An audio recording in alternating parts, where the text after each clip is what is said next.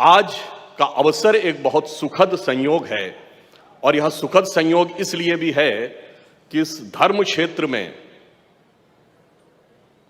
हमारे मध्य उत्तर प्रदेश के मुख्यमंत्री आदरणीय योगी जी हैं, जो धर्म के भी प्रतिनिधि हैं और कर्म के भी प्रतिनिधि हैं।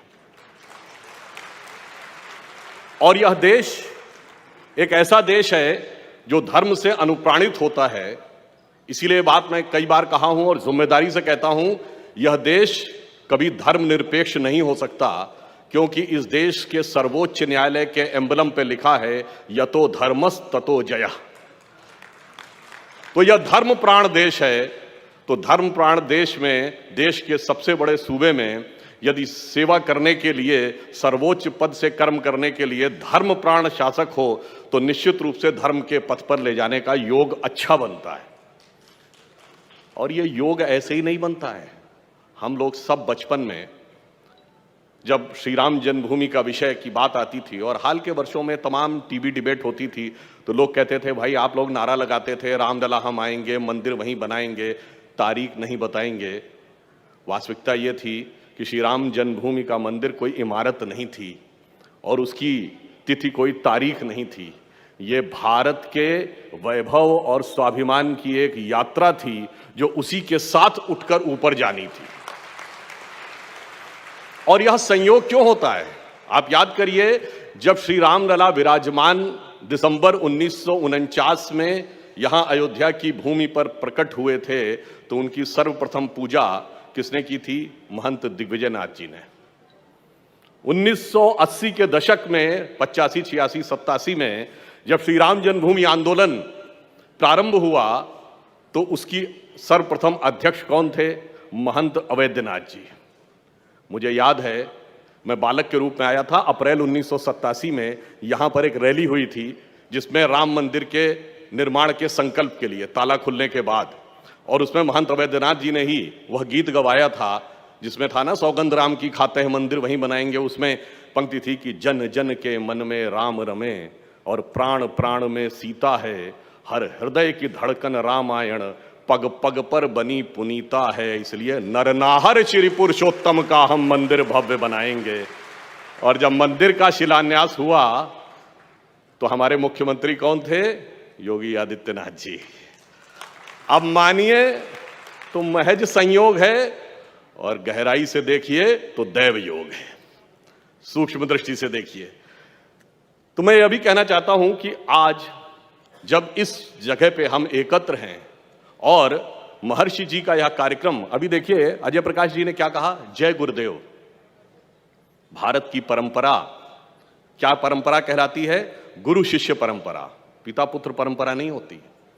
इसीलिए जब हम पूजा करते हैं और हाथ में जल लेते हैं तो पंडित जी संकल्प दिलाने के क्या कहते हैं? पहले अपना नाम लीजिए, अगला वाक्य क्या होता है? ये नहीं होता अपने पिता या बाप का नाम लीजिए, अपने गोत्र का नाम लीजिए। यानी परंपरा क्या है?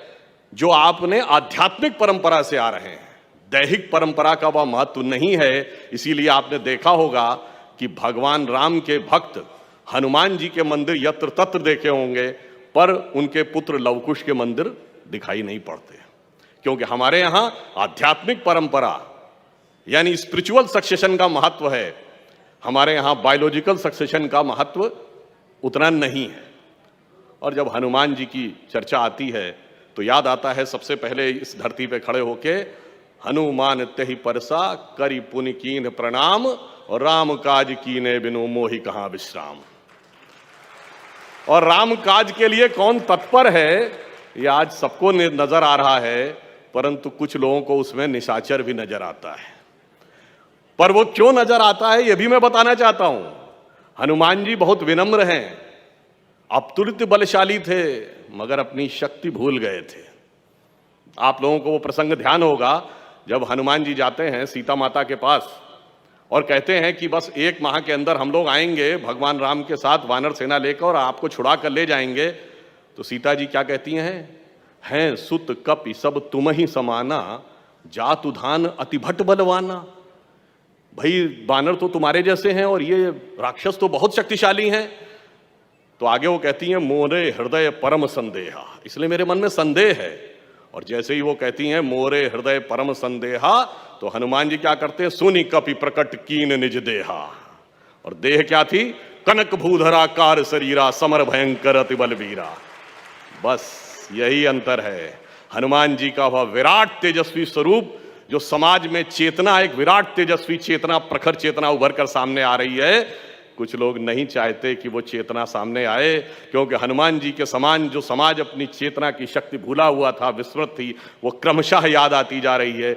इसलिए उन लोगों को यह निशाचर नजर आ रहा है। पर काल नेमी कौन है, सबको पता है। काल नेमी के चक्कर में जो पड़ जाता है तो उबरे ही अंत न होई निबाहु, काल नेमी जिम कर रावण राहु, तो उसका उबरना नहीं हो पाता। और आपने देखा बहुत से लोग गए तो उबर नहीं पाए।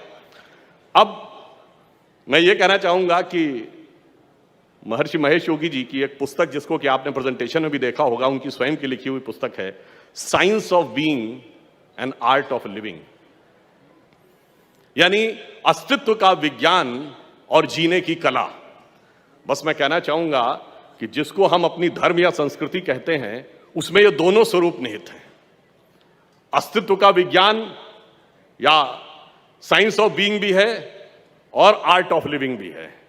साइंस ऑफ बीइंग क्या है, आप याद करिए, एक ही समय में भगवान दो अलग अलग रूपों में दो प्रकार के रूप दिखाते हैं। जब भगवान कृष्ण बाल कृष्ण के रूप में थे और उन्होंने मुंह खोला था, तो माता यशोदा को पूरा ब्रह्मांड दिख गया था ना। उसमें किस बालक के मुंह में दिखा था, वो मोहक बाल कृष्ण, जिनके लिए कवि रसखान, सैयद इब्राहिम रसखान ने लिखा है, जाहि अनादि अनंत अखंड अछेद अभेद सुवेद बतावें, और ताही अहीर की छोहरियां छचिया वर छाछ पे नाच नचावें। मगर वही कृष्ण जब न्याय के लिए खड़े हुए और पांडवों के पास गए और उन्होंने कहा दुर्योधन की सभा में कि देना है तो आधा राज्य देना चाहिए, न्याय तो यह कहता है, परंतु यदि देना हो तो 5 गांव दे दो, हम संतोष कर लेंगे। परंतु दुर्योधन ने कहा सुई की नोक के बराबर भी नहीं देंगे। जब अन्याय की यह पराकाष्ठा हो जाती है, तब दोबारा ब्रह्मांड दिखाया था भगवान कृष्ण ने विकराल रूप में। तब उन्होंने दुर्योधन से कहा, दृगहो तो दृश्य अकांड देख, मुझ में सारा ब्रह्मांड देख, नभ में ये कुंतल जाल देख, पग के नीचे पाताल देख, गत और अनागत काल देख, मेरा स्वरूप विकराल देख। तो दोनों स्वरूप दिखते हैं, मोहक भी और ओजस्वी भी।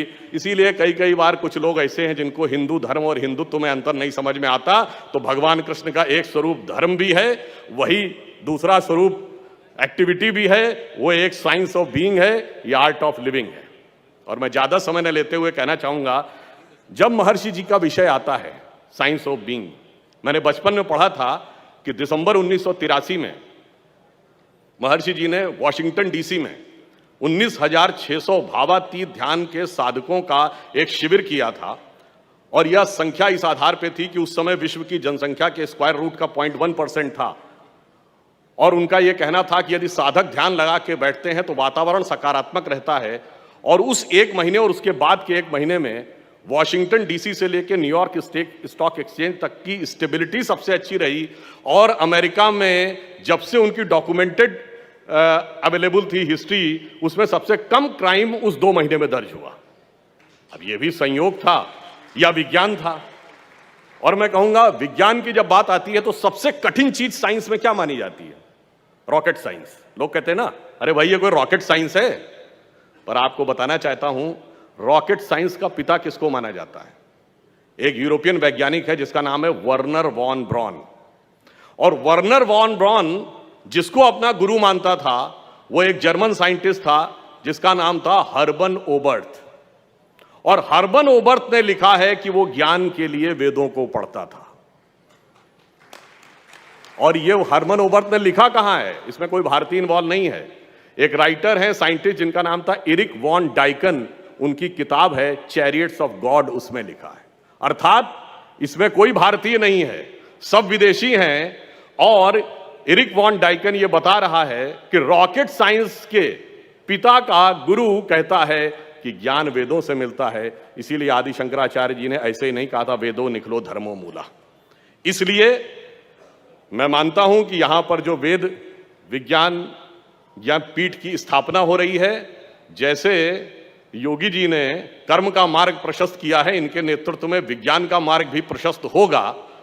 और यह पंक्ति कहकर समाप्त करता हूं, इस विज्ञान का आधार क्या बनेगा? जो अर्थ भी दिखाएगा, परमार्थ भी दिखाएगा। आदरणीय अटल जी की बड़ी प्रसिद्ध कविता थी, आप सब ने, बहुतों ने शायद सुना हो, हिंदू तन मन हिंदू जीवन, रग रग हिंदू मेरा परिचय। उसी हिंदू संस्कृति और वेद संस्कृति से निकलेगा। उसका एक छंद था, उसी से कह के समाप्त करता हूं। मैं अखिल विश्व का गुरु महान, देता विद्या का अमर दान, मैंने दिखलाया मुक्ति मार्ग, मैंने सिखलाया ब्रह्म ज्ञान। मेरे वेदों का ज्ञान अमर, मेरे वेदों की ज्योति प्रखर, मानव के मन का अंधकार